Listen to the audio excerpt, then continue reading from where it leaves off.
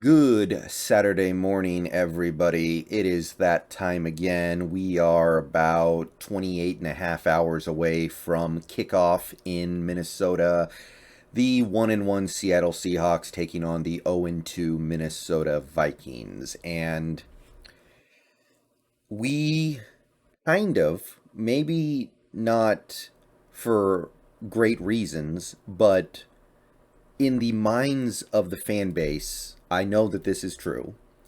We are in a somewhat rare position in the Pete Carroll era, a position that I don't think we've felt like we've been in that many times since Carroll got here and Wilson got here and Wagner got here and the crew, where it kind of feels like either you win or it's time to sit down on the panic button.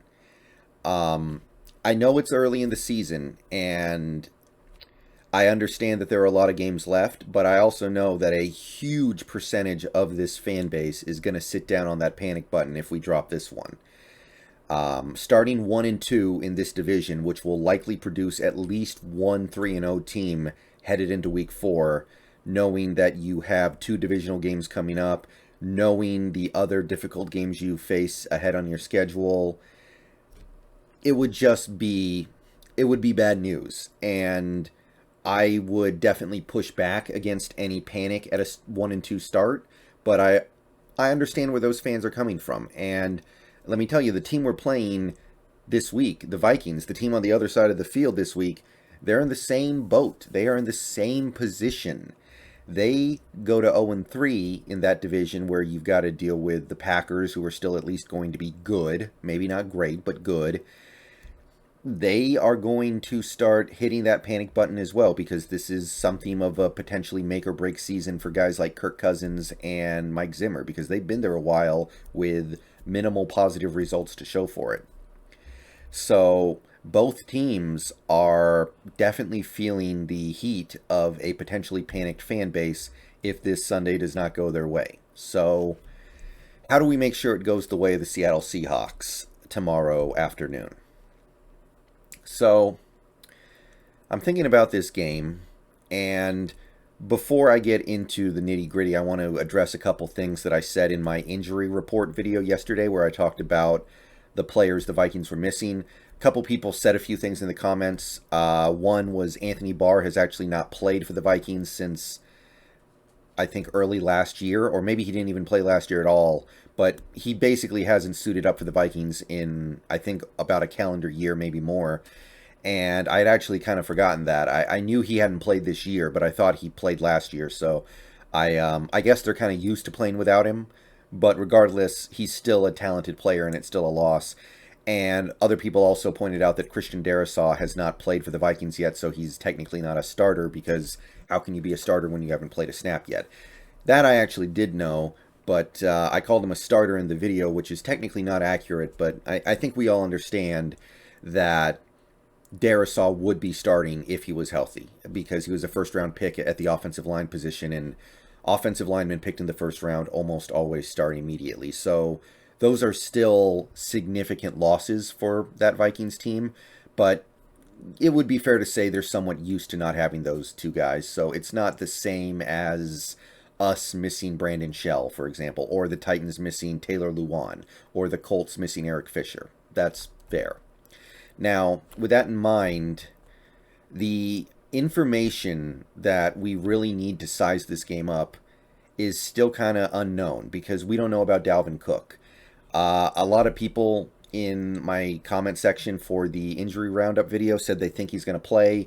I believe some people pointed out that the Vikings said on Twitter that they expect him to play, which I don't know. I mean, what else would they say right now, right? I don't think that they would say he's definitely not going to play if they feel like there's even a 10% chance that he could play.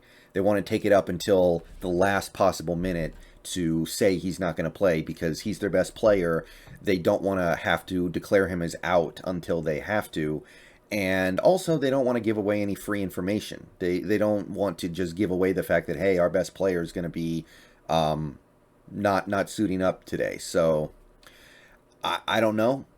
I do think it's possible that Cook plays. However, as I said in my injury report video, if he does play, he's not going to be himself, Now, does that mean this game is suddenly going to become much easier? Well, yeah. Now, you guys may remember that Dalvin Cook's backup, Alexander Madison, had a big game against us last year when Cook got injured against us. And actually, I think that was the best game of his career, 120-something yards. So he did have his way against us. I think a lot of that is you're prepared to play against one guy and then another completely different guy comes in. And as a defense, there is definitely some...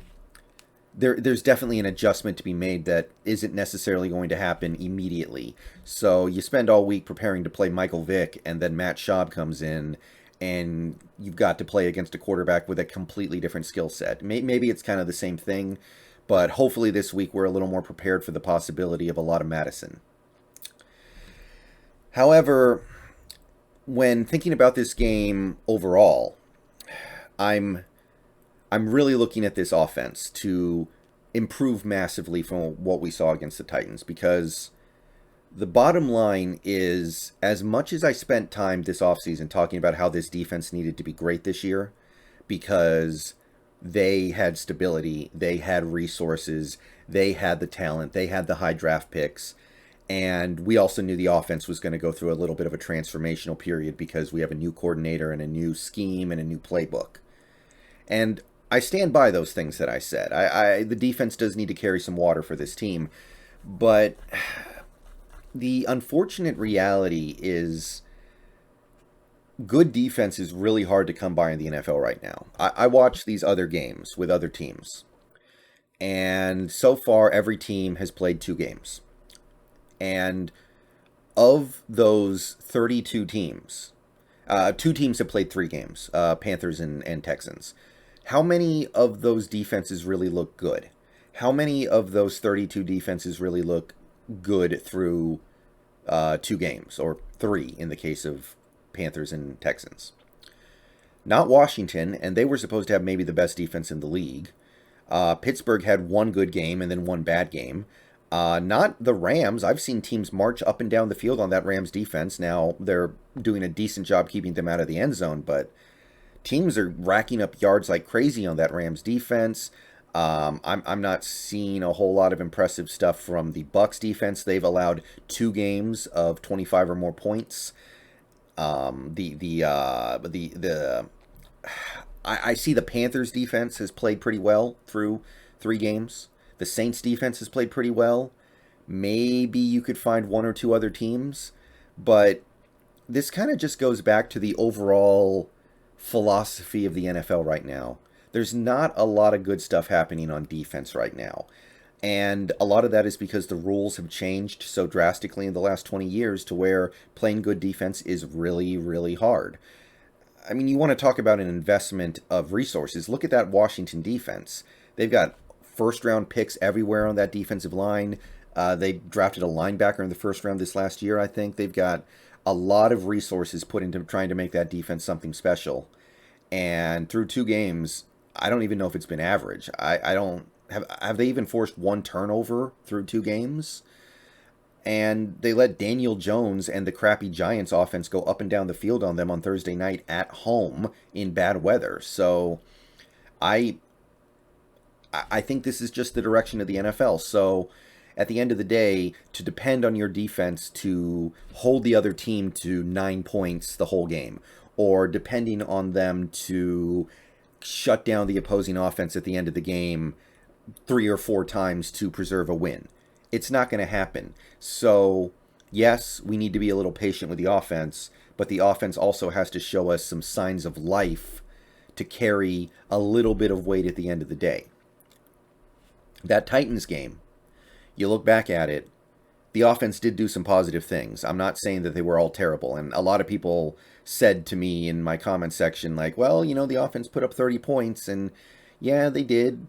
1 6-yard touchdown drive, 3 scoring drives came off of massive plays where basically the whole drive was one big play.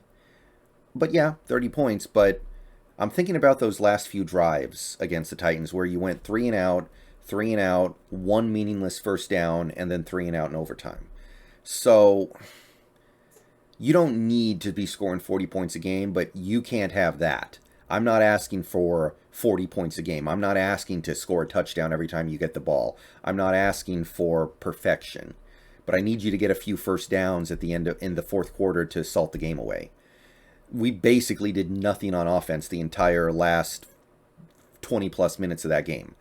So I'm really looking at this offense to do something against a Vikings defense that is probably not that good, but they know how to play against the old Seahawks offense. We saw this last year, and that's the most interesting thing going into this game for me.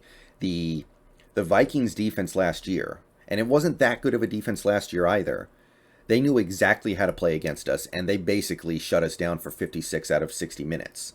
And they didn't even have they didn't even have Danielle Hunter in that game, I don't believe.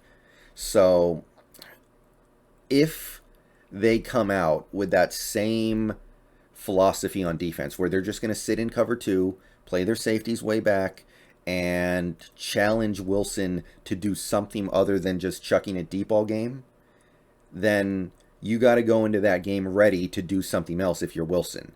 And he said, Wilson, that is, said some really interesting things in his press conference a couple days ago when he was asked about Carroll kind of calling him out for not taking the check down in overtime. Wilson kind of pushed back on that and basically said, I understand the frustration with us not doing anything in overtime, but that's my mentality in football, and I don't want to lose that. I want to be the guy who attacks downfield, and I don't want to lose that. And when he said that, I took note of it. I definitely took mental note of it, because it seemed to him, in a way, it seemed to be him basically saying, well, I don't think I did anything wrong on that play. And by the way, I kind of agree with him on that specific play. I don't think that's the right play to call Wilson out on. There are a couple plays I will call him out for, but not really that one. So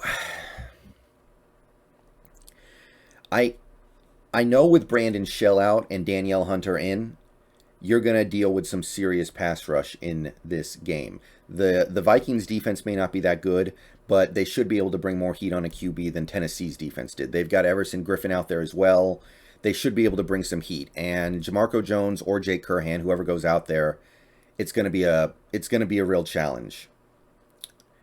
So you got to get the ball out of your hands quickly. You got to play that Shane Waldron offense. You got to go to the short stuff.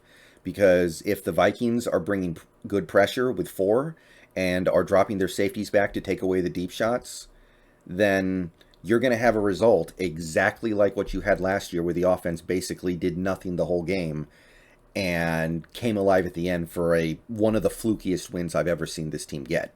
And I've seen them get some fluky wins, but that was an all-timer. That game last year was literally like a boxing match, a 12-round boxing match, where one team or one boxer wins 11 rounds, and the judges are giving him every round 10-9, 10-9, 10-9, and you go into the 12th round and it just looks like it's over, and then out of nowhere the other boxer scores a knockout.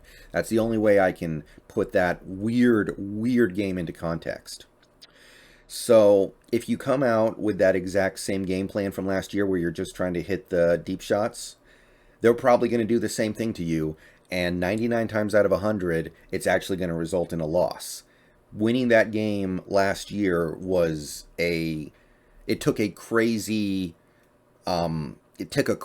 series of events, just all happening at the exact right time for this team to steal a win they had no business getting. So you better be ready to get the ball out of your hands quickly this week, Wilson, and you better be ready to show us that some of this new Shane Waldron offense stuff is having some sort of an impact on the way you're playing football. So I definitely feel like that's the key to this game. I'm sure we'll run the ball better than we did against the Titans, but the Vikings' strength on their defense is probably their run defense. It's their pass defense that you can attack.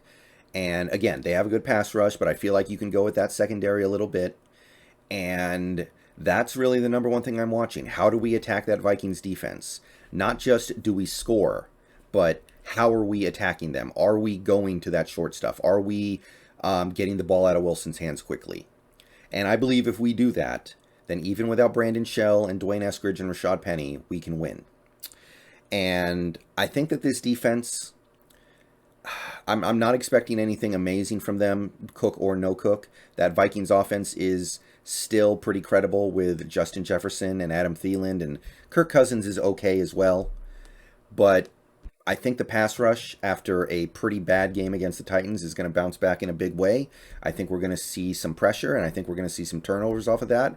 I think we're going to see the right players get on the field on that defensive line. And I think we're going to come out of this game feeling a little better, at least about the defense, than we did after that Titans game. But I know, looking at the climate in the NFL right now, that the defense is not going to be able to single-handedly win you this game, especially if it's still competitive at the end. You need your offense to be able to pick up first downs. That's what the offense did not do against the Titans. That's what we need them to do this week. That's my read on this game. I think we're going to win. I feel okay about it, but that team is going to be just as hungry as we are. It's not a loser leaves town type of game, but the fan bases, it's really going to feel like it. If we drop this one, I know how the fan base is going to react. And if the Vikings drop their game, you know how their fan base is going to react. So, a lot on the line. Just get in there, get the ball out of your hands quickly, maybe adopt a game plan kind of like the Washington game last year in FedEx Field, and hope that you're able to take care of business from there. All right, see you guys later. Go Hawks. Going to be a stream after the game. You guys are going to see me at least one more time between now and kickoff, though. So see you guys later. Go Hawks.